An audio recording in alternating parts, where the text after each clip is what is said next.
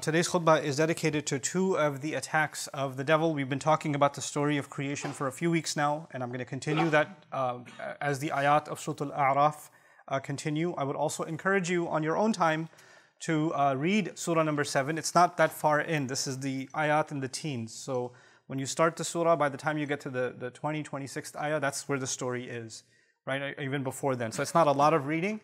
And it'd be interesting for you and beneficial for you to start reading and even start asking questions of your own or writing contemplations of your own in your notes as you read the Quran, because that's something we're supposed to do. One of the things Allah Azza wa Jal mentions in Quran about our relationship with the Quran is He calls it ayatun lis-sa'ilin. These are ayat for people who ask questions.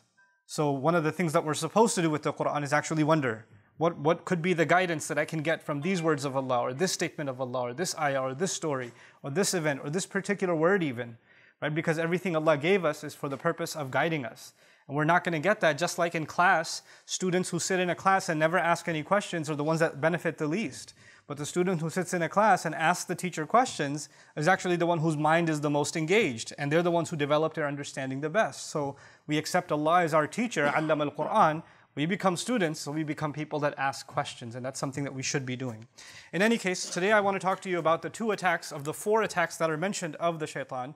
He says that I will absolutely, after he sits on the straight path that we talked about last time, that I swear to it that I will absolutely come at them and attack them from right in front of them, min bayni aydihim. And then he says, وَمِنْ خَلْفِهِمْ, and from behind them. So those are the two attacks I want to talk to you about this week.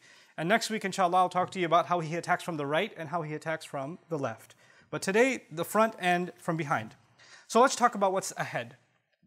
The Arabic words, مِن بَيْنِ أَيْدِيهِمْ, right in front of their hands. That's literally the translation. We translate that in English often as in front of them. But actually, it means a lot more than that.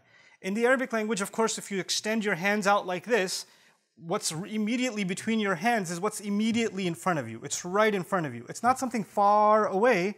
It's right there and it's hitting you right in the, you have to go around it. You know, it's unavoidable.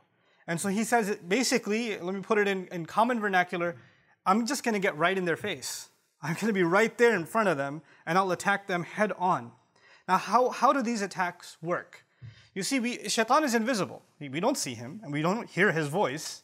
We don't know what he looks like. We don't know any of these things. So how does he attack us from the front? The idea of, if you study the phrasing, what is in front of them in the Quran, you learn something. You learn that it's talking about things that you see every day. When you open your eyes, what is right in front of you is the world around you. Your family, friends, the world as you see it, things that attract you, things that you don't find attractive. This is the world in front of you. And human beings have this tendency to be impulsive. Allah says in Surah Al-Qiyamah, بَلْ يُرِيدُ الْإِنسَانُ لِيَفْجُرَ أَمَامَهُ, that human beings want to just explode, jump right into things that are in front of them. When I was studying marketing so long ago, we used to study consumer behavior. And you know what they do in grocery stores is they put eggs and milk all the way in the back of the grocery store. The reason they do that is they want you to go through a number of aisles, because you only came in for milk and eggs. Most customers come in just for milk and eggs. So you logically it would be right in the front, but they want it all the way in the back because they want you to be impulsive and see them Swiss rolls or chocolate cake or this or that and keep piling it in because you see something in front of you and you just throw it right in. That's a human impulse. Allah put that inside human beings. Shaitan wants to capitalize on that. There are things that come right in front of you and he says, come on, just enjoy yourself a little. It's not that bad. It's not so bad. He doesn't want you to think about the future consequences of something. He wants you to think about what's immediately in front of you right now. You know, it's so much more understandable now because we live in a digital age. Whatever you want to look at, whatever you want to see, whatever you want to hear, whatever you want to order is right at the tip of your fingers. It's immediately accessible. It's not even so far. Physically, if you want to go somewhere, you just hop in your car and go somewhere. You can make a decision to follow whatever impulse, whatever desire, whatever thought comes in your head, and you just immediately run after it, and you don't think about the consequences. You know, a lot of people that engage in sin, if you ask them, why do you want to engage in sin? They don't say that I want to be a sinful person, I just don't want to think about it. I don't want to think about it. And if you try to make them think about the consequences of this behavior, then don't talk to me about that, you know? I've often spoken to you about doctors that I know that work in the emergency room and the kinds of things they see on Friday night. People just want to get away from their troubles, knock down a couple of drinks, And then the kinds of horrendous things you see in the emergency room, so much of it related to alcohol. So much of it related to overconsumption. Why? Because those people don't want to think that alcohol has destroyed so many lives before you and me, but I don't want to think that that's going to happen to me. I just want to have fun right now. I just want to get the buzz right now. That's all I care about right now. The consequences, I'm not concerned with. This is the first thing shaitan wants. What is right in front of you, he'll attack you by making you not think about the consequences of things. The other meaning of what is right in front of us is material things. In other words, he wants us to be obsessed with things that we can see. You're just thinking about this car constantly, constantly, constantly. You're thinking about your appearance, checking yourself out in the mirror. That's all you're always thinking about is, how do I look? How do I look? How do I look? How much do I weigh? Or, am I dressed better than this one or that one? You're constantly just obsessed with material, appearance, goods, products, people obsessed with the kinds of brands that they're going to wear, what they're going to show off to somebody, obsessed with the idea, oh man, I'm living in an apartment, I'd have to get a house. It's so embarrassing, I live in an apartment, I have to, by whatever means, I got to get into a house because that's what's in front of me. You drive by a nice neighborhood where you see the houses and the car just automatically slows down and you just kind of, your mind goes in your head, you're already living in there, And he wants you to be obsessed with that. Now, wanting those things in and of itself isn't bad. And that, before I continue, is an important part of this khutbah. Please pay attention to this. In Surah An-Nas, Allah told us about the devil, الَّذِي يُوَسْوِسُ فِي صُدُورِ النَّاسِ. That he whispers, it's translated, he whispers into the chests of people. He whispers into the chests of people. The thing about the word chest in the Arabic language is that it's actually used also for emotions. Like Allah says, وَيَشْفِي صُدُورَ قَوْمٍ مُؤْمِنِينَ, to heal the chest of a believing people. What that means is, when Allah uses the word chest, He's actually also referring to our emotions. Our feeling. Anger is part of the chest. Fear is part of the chest. Love is part of the chest. Greed is part of the chest. All of those feelings that you and I experience every day. When we're attracted to something beautiful, that's in our chest. When we're turned away from something ugly, that's in our chest. Laziness is in our chest. Enthusiasm is in our chest. When Allah says He whispers into the chest, what it also means is He takes all of those emotions that Allah gave me and Allah gave you, and they're normal emotions. Anger, fear, happiness, all of these emotions are part of who we are. It's natural. But He uses them and manipulates them. He'll use your anger to mess you up. He'll use your happiness to mess you up. He'll use your laziness to mess you up. He'll use your sadness to mess you up. In a certain degree, you need those feelings. But He knows what He can do to manipulate you and to get you to start feeling things that you're not supposed to be feeling, and to overrun you. And so, of course, everybody's attracted to something beautiful. Who wouldn't want to live in a beautiful house? As a matter of fact, the fact that Allah offers us in in heaven, He offers us mansions and He offers us beautiful gardens and waterfalls. Why would we be attracted to that stuff if we're not interested in it now? It's the fact that Allah made us attracted to those things now is what makes heaven so appealing, right? So those things that are beautiful, us attracted to them is natural. What does shaitan want to do? He wants to take that feeling out of balance. I will do anything I can to get it. I don't care about the consequences. It's in front of me. I want it right now. Let me give you an analogy to help you understand this as opposed to what Allah is offering. If somebody came to you and made you an offer. Look, I have a house. Here's a picture. Beautiful mansion. It's the most beautiful house, and it's in front of the beach, and it's on top of a cliff. It's got this gorgeous view. It's exactly the kind of interior you wanted, exactly the kind of exterior you wanted. Everything you ever wanted is there in that house. And he says, this house is worth a few million, but I'm willing to sell it to you for $200. First of all, you won't believe it. That's no way you're going to sell me that for $200. But then he furthers the offer. He says, listen, it's guaranteed. I'm giving it to you for $200, but the only thing is, you can have it after 15 years. You can't have it right now. So I need the $200 now, but you can have it after 15 years. Okay? There's no way you'd take that deal. It's a scam. But basically, that's what Allah is offering. He says, here's heaven. Doesn't take much to get in it. I'm not asking for a lot, but you can't go now. You can't go now. And the devil comes along and says, look, I'm not giving you a mansion in heaven. I'll give you much less. But the thing is, I'll give it to you right now. It's cheap. Just do it right now. It's much easier. You don't have to pay anything to me. And he'll just make the immediate cash offer. Those of you that are in business, when somebody comes to you and says, hey, I want to buy your product, but I'll make the payment next month. Somebody else comes to you and says, I want to buy your product, but I'll pay you cash. Right now, give me 10% discount. You'll take the cash? Because I don't want to wait for another month. Human beings, تُحِبُّونَ الْعَاجِلَةِ. We want things that come quickly. Shaitan capitalizes on that. He excites your feelings and says, why do you have to wait? Why do you have to be patient? Why can't you have what you want right now? Don't you want to be happy? He comes at you right in front of you and you can't see anything but what you desire, what you want. And it blinds you to the point where you just don't want to think about what's going to happen afterwards, what damage it will do to others, what damage it will do to yourself. You're just completely led on by him. That's actually one of the great attacks of shaitan from the front, from right in front. He glazes your eyes over. And then Allah Azza wa Jal describes, about min bayni aydihim is about the future. If something is right in front of you, like for example, when you're driving on the road and you get stuck in traffic and there's a truck right in front of you, you don't know how bad the traffic is. You can't even look around it because it's so big. Your view is completely blocked. When something is in front of you, you can't look ahead. That's one of the things shaitan wants. What is actually ahead of you and me is meeting with Allah. It's unavoidable. You and I, كَادِحٌ إِلَىٰ رَبِّكَ كَدْحًا فَمُلَاقِيهِ. We are marching towards your master. You and I are marching towards him. It's like even if you're standing there, you're on a conveyor belt that's heading towards Allah. Whether you like it or not, whether you want to accept that or not, we're all heading that way with every breath that we take. And that meeting is unavoidable. But he doesn't want you to see that. He doesn't want you to see, and he doesn't want me to see, that with every passing day, we are now closer to meeting Allah than we were yesterday. And then tomorrow we're even closer. And then tomorrow we're even closer. All he wants you to think about when it comes to the future is not meeting with Allah, but meeting with your friends. Meeting with some vacation, meeting up with some good times. What's going to happen this weekend? What are we doing next weekend? He wants you to think about the future with what's right in front of you, but not the long term. Not the long term. And even people, then they start thinking long term, like, yeah, I'm thinking long term. I'm thinking about home ownership, or I'm thinking about where I'm going to move, or I'm thinking about my future education. That's long term thinking.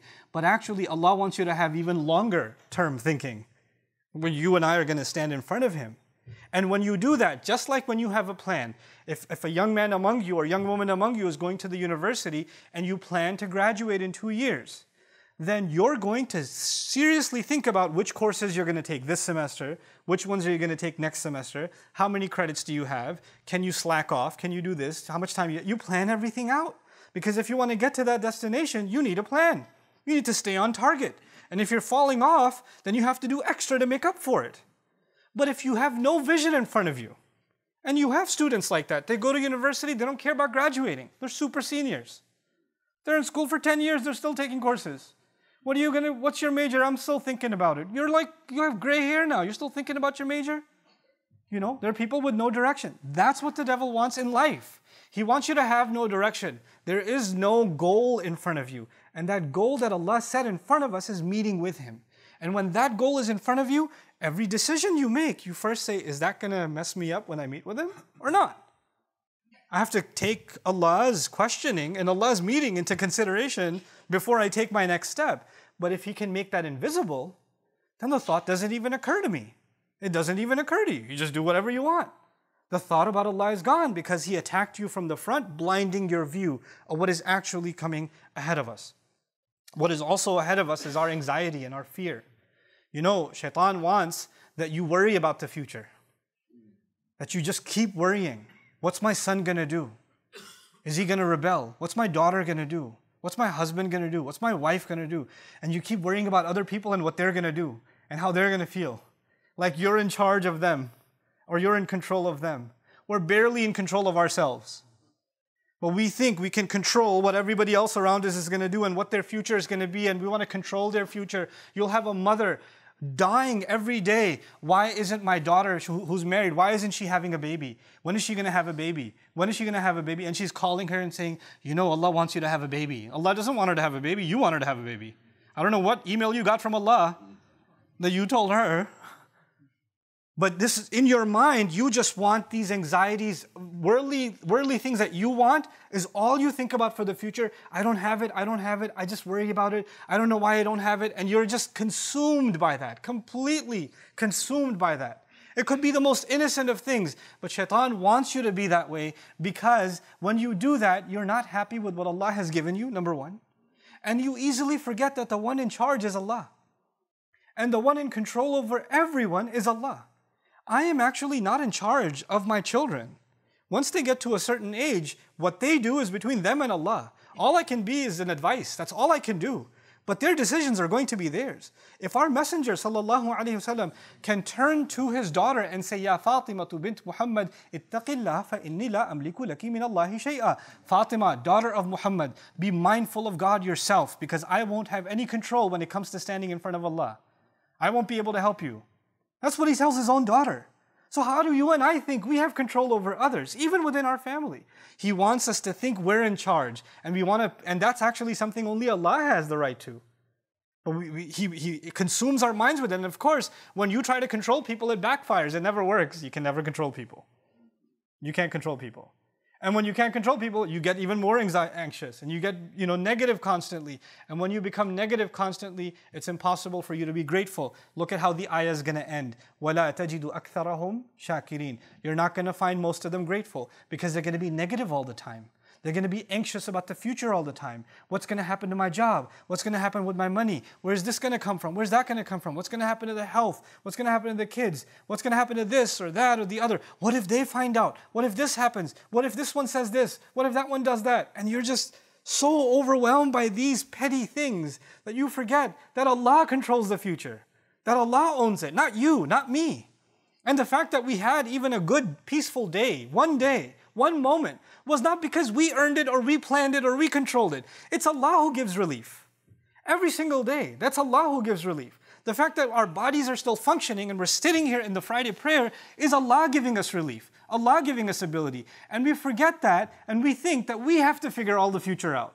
We have to control all the outcomes. And that's one of the things shaitan wants, is to make you confused about thinking that you have something to do with the future. One of the greatest tricks of the shaitan is to make you pessimistic about the future. Nothing's going to work out. It's all going to be bad. Nothing ever worked anyway. It's always going to fail. You become so negative that not only are you negative about your own self, your negativity becomes infectious. Even people around you. Somebody's happy about something. Somebody graduated. You're like, yeah, but you're not really going to get a job. You just have to throw in some kind of negative because, just our luck. Runs in the family. Don't worry about it. And this is the pessimism of the devil. He wants that from you because if a person is pessimistic, then how can they have pessimism and hope in Allah? How can they have pessimism and reliance in Allah? Then with what heart are they making dua to Allah? If they've already accepted defeat inside, then nothing's going to work out. Then they have no expectation from Allah. Then they're the most essential relationship we have with Allah, which is that of asking Him, having hope in Him. You cut that off. You're hopeless. And what is shaitan by definition? He's hopeless. By definition, he's hopeless. And he wants you to become hopeless. These are his attacks from the front. He also wants you to become, human beings are meant to be goal-driven.